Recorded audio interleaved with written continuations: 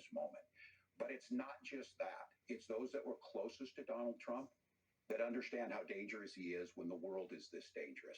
His chief of staff, John Kelly, said that he was the most flawed human being he'd ever met.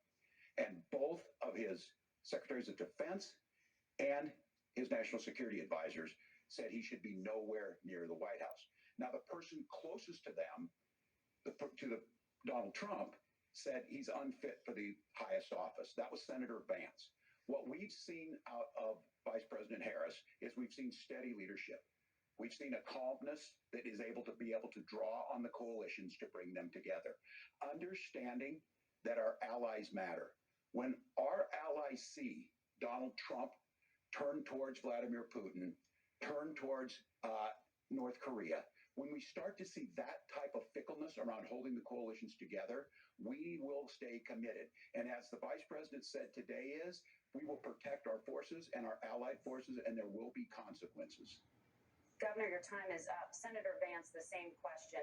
Would you support or oppose a preemptive strike by Israel on Iran? You have 2 minutes. So, Margaret, I want to answer the question. First of all, thanks, Governor. Thanks to CBS for hosting the debate. And thanks, most importantly, to the American people who are watching this evening and caring enough about this country to pay attention to this vice presidential debate.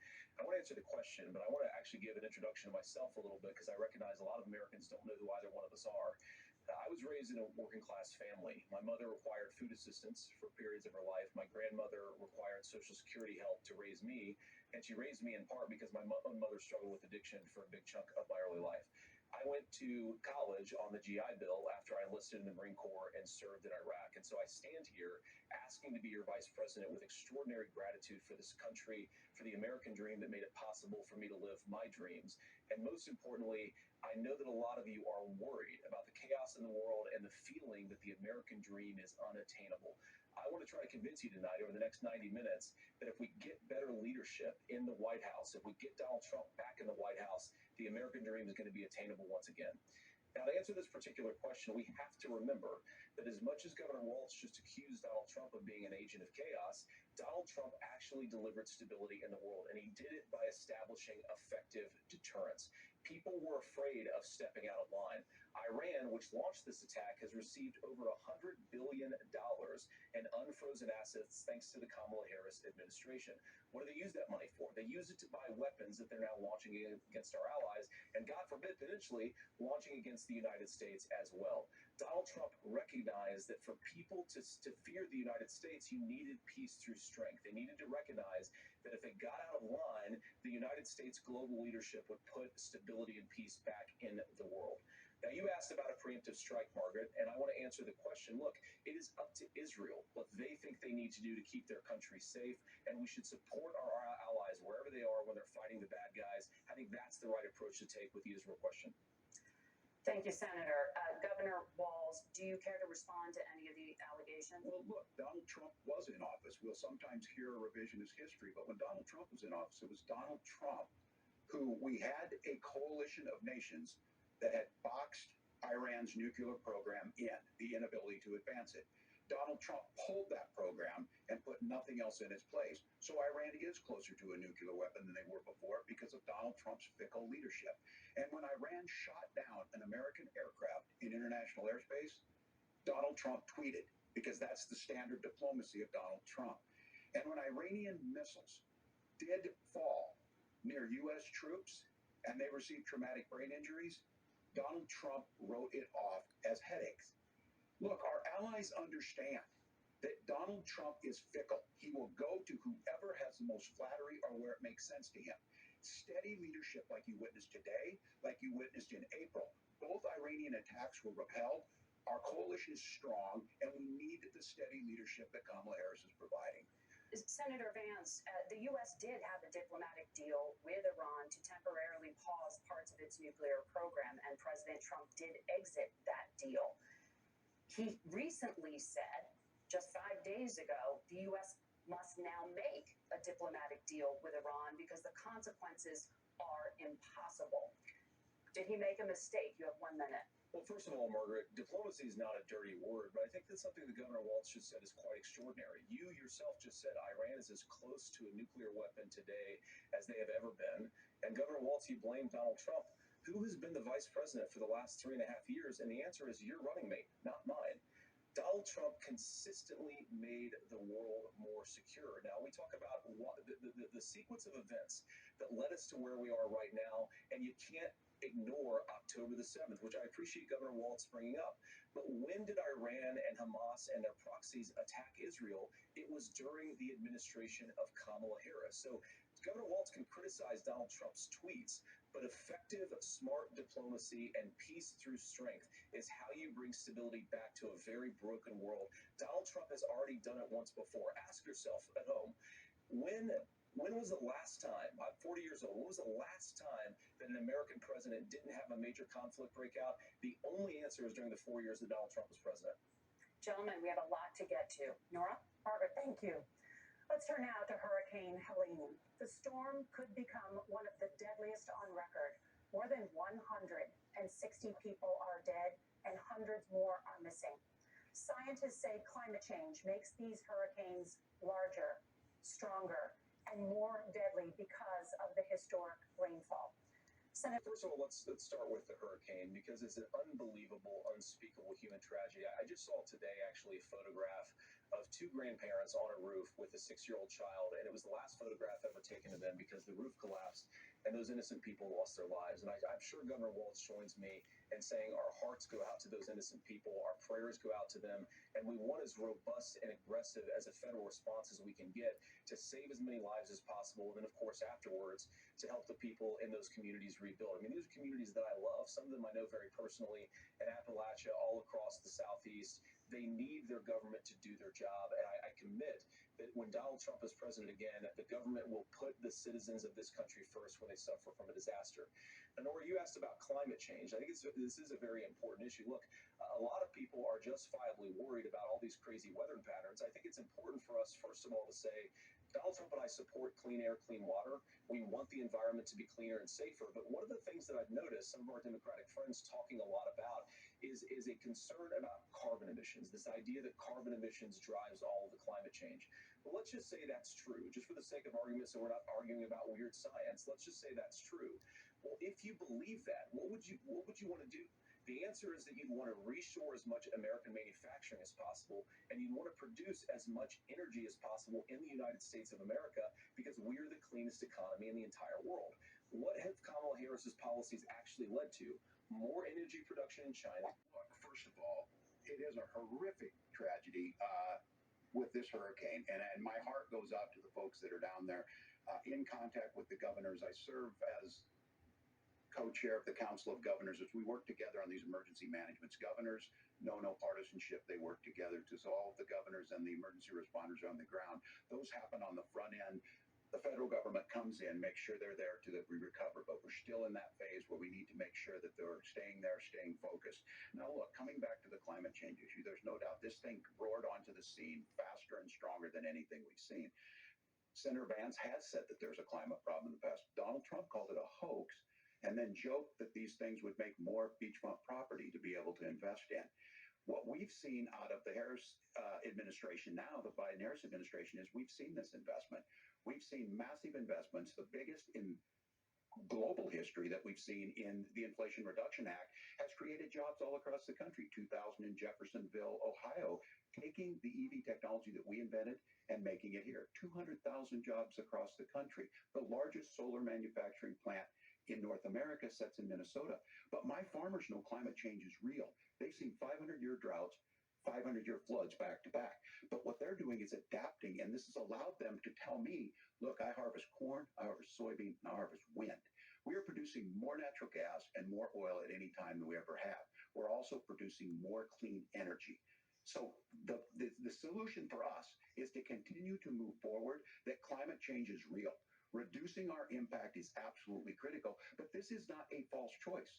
You can do that at the same time you're creating the jobs that we're seeing all across the country. That's exactly what this administration has done. We are seeing us becoming an energy superpower for the future, not just the current. And that's what absolutely makes sense. And then we start thinking about how do we mitigate these disasters.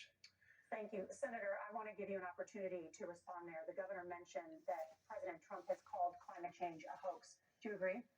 Well, look, what the president has said is that if the Democrats, in particular Kamala Harris and her leadership, if they really believe that climate change is serious, what they would be doing is more manufacturing and more energy production in the United States of America, and that's not what they're doing. So clearly, Kamala Harris herself doesn't believe her own rhetoric on this. If she did, she would actually agree with Donald Trump's energy policies. Now, something Governor Walz said I think is important to touch upon, because when we talk about clean energy, I think that's a slogan that often the Democrats will use here. I'm talking, of course, about the Democratic leadership. And the real issue is that if you're spending hundreds of millions or even billions of dollars of American taxpayer money on solar panels that are made in China, number one, you're going to make the economy dirtier. We should be making more of those solar panels here in the United States of America. Some of them are, Tim, but a lot of them are being made overseas in China, especially the components that go into those solar panels. So if you really want to make the environment cleaner, you've got to invest in more energy production. We haven't built a nuclear facility, I think, one in the past 40 years. Natural gas, we got to invest more in it. Kamala Harris has done the opposite. That's raised energy prices and also meant that we're doing Senator, more by your the time climate. is up. Governor, would you like to respond? Well, look, we're producing more natural gas than we ever have. There's no moratorium on that. We're producing more oil, but the folks know, and like I said again, these are not liberal folks. These are not folks that are Green New Deal folks. These are farmers that have been drought one year, massive flooding the next year. They understand that it makes sense. Look, our number one export cannot be topsoil from erosion from these massive storms. We saw it in Minnesota this summer.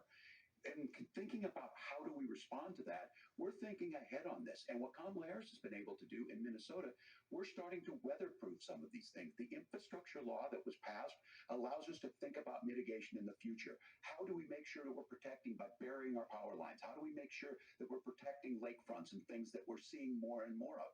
But to call it a hoax and to take the oil company executives to Mar-a-Lago, say, give me money for my campaign, and I'll let you do whatever you want.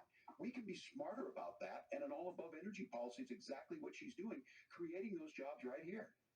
Governor, your time is up. The overwhelming consensus among scientists is that the Earth's climate is warming at an unprecedented rate. Margaret? Thank you, Nora. We're going to turn now to immigration. The crisis at the U.S.-Mexico border consistently ranks as one of the top issues for American voters. Senator Vance, your campaign is pledging to carry out the largest mass deportation plan in American history and to use the U.S. military to do so. Could you be more specific about exactly how this will work? For example, would you deport parents who have entered the U.S. illegally and separate them from any of their children who were born on U.S. soil? You have 2 minutes. So first of all, Margaret, before we talk about deportations, we have to stop the bleeding. We have a historic immigration crisis because Kamala Harris started and said that she wanted to undo all of Donald Trump's border policies. 94 executive orders suspending deportations, decriminalizing illegal aliens, massively increasing the asylum fraud that exists in our system. That has opened the floodgates. And what it's meant is that a lot of fentanyl is coming into our country. I had a mother who struggled with opioid addiction and has gotten clean. I don't want people who are struggling with addiction to be deprived of their second chance because Kamala Harris let in fentanyl into our communities at record levels. So you've got to stop the bleeding. You've got to re-implement Donald Trump's border policies, build the wall, re-implement deportations. And that gets me to your point, Margaret, about what do we actually do? So we've got 20, 25 million illegal aliens who are here in the country. What do we do with them? I think the first thing that we do is we start with the criminal migrants. About 1 million of those people have committed some form of crime in addition to crossing the border illegally. I think you start with deportations on those folks. And then I think you make it harder for illegal aliens to undercut the wages of American workers. A lot of people will go home if they can't work for less than minimum wage in our own country. And by the way, that'll be really good for our workers who just want to earn a fair wage for doing a good day's work.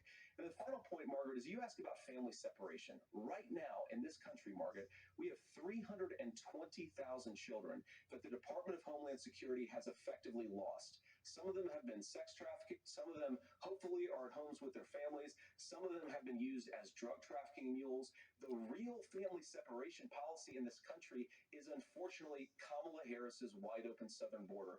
And I'd ask my fellow Americans to remember when she came into office, she said she was going to do this. Real leadership would be saying, you know what, I screwed up. We're going to go back to Donald Trump's border policies. I wish that she would do that. It would be good for all of us. Governor, do you care to respond to any of the specific allegations, including that the vice president is, quote, letting in fentanyl and using kids as drug mules, among other things, regarding children? The drug mule is not true, but I will say about the fentanyl, because this is a crisis of this, the opioid crisis. And the good news on this is the last 12 months saw the largest decrease in opioid deaths in our nation's history. 30% decrease in Ohio, but there's still more work to do. But let's go back to this on immigration. Kamala Harris was the Attorney General of the largest state, a border state in California. She's the only person in this race who prosecuted transnational gangs for human trafficking and drug interventions. But look, we all want to solve this. Most of us want to solve this. And that is the United States Congress. That's the Border Patrol agents. That's the Chamber of Commerce. That's most Americans out here. That's why we had the fairest and the toughest bill on immigration that this nation's seen. It was crafted by a conservative senator from Oklahoma, James Lankford. I know him. He's super conservative, but he's a man of principle, wants to get it done. Democrats and Republicans worked on this piece of legislation. The Border Patrol said, this is what we need in here. These are the experts. And the Chamber of Commerce and the Wall Street Journal said, pass this thing. Kamala Harris helped get there. 1,500 new border agents. Detection for drugs. DOJ money to speed up these the adjudications on this, just what America wants. But as soon as I was getting ready to pass and actually tackle this, Donald Trump said no, told them to vote against it because it gives him a campaign issue. It gives him what would Donald Trump talk about if we actually did some of these things? And they need to be done by the legislature. You can't just do this through the executive branch. So look, we have the options to do this. Donald Trump had 4 years. He had 4 years to do this. And he promised you, America, how easy it would be. I'll build you a big, beautiful wall, and Mexico will pay for it. Less than 2% of that wall got built, and Mexico didn't pay a dime. But here we are again, 9 years after he came down that escalator, dehumanizing people and telling them what he was going to do. As far as the deportation plan, at one point, Senator Vance said it was so unworkable to be laughable. So that's where we're at. Pass the bill, she'll sign it. Governor, your time is up. Senator, the question was, will you separate parents from their children, even if their kids are U.S. citizens? You have 1 minute. Margaret, my point is that we already have massive child separations thanks to Kamala Harris's open border. And I didn't accuse Kamala Harris of inviting drug mules. I said that she enabled the Mexican drug cartels to operate freely in this country. And we know that they use children as drug mules, and it is a disgrace, and it has to stop. Look, I think what Tim said just doesn't pass the smell test. For 3 years, Kamala Harris went out bragging that she was going to undo Donald Trump's border policy. She did exactly that. We had a record number of illegal crossings. We had a record number of fentanyl coming into our country. And now that she's running for president, or a few months before, she says that somehow she got religion and cared a lot about a piece of legislation. The only thing that she did when she became the vice president, when she became the appointed border czar, was to undo 94 Donald Trump executive actions that opened the border. This problem is leading to massive problems in the United States of America. Parents who can't afford health care, schools that are overwhelmed. It's got to stop, and it will when Donald Trump is president. Senator, your time is up. Governor, what about our CBS News polling, which does show that a majority of Americans, more than 50%, support mass deportations? Look, we fix this issue with a bill that is necessary, but the issue on this is what happens when you don't want to solve it. You demonize it. And we saw this, and Senator Vance, and it surprises me on this, talking about and saying, I will create stories to bring attention to this. That vilified a large number of people who were here legally in the community of Springfield. The Republican governor said, it's not true, don't do it. There's consequences for this. There's consequences. We could come together. Senator Lankford did it. We could come together and solve this if we didn't let Donald Trump continue to make it an issue. And the consequences in Springfield were the governor had to send state law enforcement to escort kindergartners to school. I believe Senator Vance wants to solve this, but by standing with Donald Trump and not working together to find a solution, it becomes a talking point. And when it becomes a talking point like this, we dehumanize and villainize other human beings. Tim, Governor, your time is up. Senator, I'll give you 1 minute, but let me just ask you the question first. The governor has made the point, and I think as a sitting lawmaker, you know that Congress controls the purse strings and any funding. So you have said repeatedly that Donald Trump would through executive action, solve this? Do you disagree that Congress controls the purse strings and would need to support many of the changes that you would actually want to implement? You have 1 minute. Look, Margaret, first of all, the gross majority of what we need to do at the southern border is just empowering law enforcement to do their job. I've been to the southern border more than our borders are. Kamala Harris has been, and it's actually heartbreaking because the Border Patrol agents, they just want to be empowered to do their job. Of course, additional resources would help, but most of this is about the president and the vice president empowering our law enforcement to say, if you try to come across the border illegally, you've got to stay in Mexico, you've got to go back through proper channels. Now, Governor Walz brought up the community of Springfield, and he's very worried about the things that I've said in Springfield. Look, in Springfield, Ohio, and in communities all across this country, you've got schools that are overwhelmed, you've got hospitals that are overwhelmed, you have got housing that is totally unaffordable because we brought in millions of illegal immigrants to compete with Americans for scarce homes. The people that I'm most worried about in Springfield, Ohio, are the American citizens who have had their lives destroyed by Kamala Harris's open border. It is a disgrace, Tim, and I actually think, I agree with you, I think you want to solve this problem, but I don't think that Kamala Harris does. Senator, your time is up. Governor, you have 1 minute to respond. Yeah, well, it is law enforcement that asked for the bill. They helped craft it. They're the ones that supported it. That's because they know we need to do this. Look, this issue of continuing to bring this up, of not dealing with it, of blaming migrants for everything. On housing, we could talk a little bit about Wall Street speculators buying up housing and making them less affordable, but it becomes a blame. Look, this bill also gives the money necessary to adjudicate. I agree. It should not take 7 years for an asylum claim to be done. This bill gets it done in 90 days. Then you start to make a difference in this, and you start to adhere to what we know, American principles. Look, I don't talk about my faith a lot, but Matthew 25:40 talks about, to the least amongst us you do unto me. I think that's true of most Americans. They simply want order to it. This bill does it. It's funded. It's supported by the people who do it, and it lets us keep our dignity about how we treat other people. Thank you, Governor. And just to clarify for